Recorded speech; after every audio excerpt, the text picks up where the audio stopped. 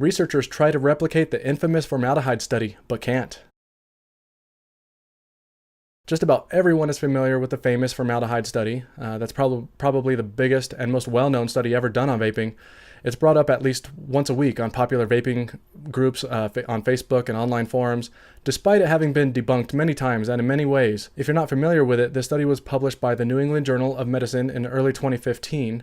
The researchers found that in their tests, vaping produced large amounts of formaldehyde, which is a known carcinogen. It turned out that the researchers didn't understand how vaping worked. They used a low-quality CE4 atomizer with a 2.1 ohm coil, hitting it at 5 volts for 4-second puffs every 30 seconds. They were heating the atomizers to the point of the wicks drying out and burning, which no person would ever do in real life. This study came out right when vaping was really starting to take off. To most people, vaping was still fairly new, even to researchers, and the researchers in that study used methods that were entirely unrealistic. Then they published the results for the media to go nuts with, and it worked. The media jumped on it and ran stories everywhere about how vaping could be even more dangerous than smoking. The vape community and many scientists quickly pointed out the errors in the study, but the authors ignored it and the damage was done. That's the basic history of it. But now, a new study has come out that directly dispels the formaldehyde myth. Researchers with the Onassis Cardiac Surgery Center, University of Patras, and the National School of Public Health in Greece performed a replication study.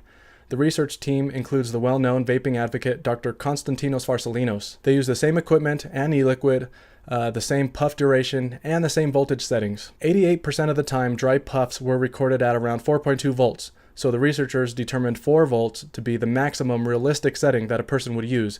That's far from the 5 volts that the original team used, and is still much higher than a vapor would typically use with that specific setup. Farsalinos found that formaldehyde was detected at as low as 3.3 volts, and at much higher levels at around 4 volts.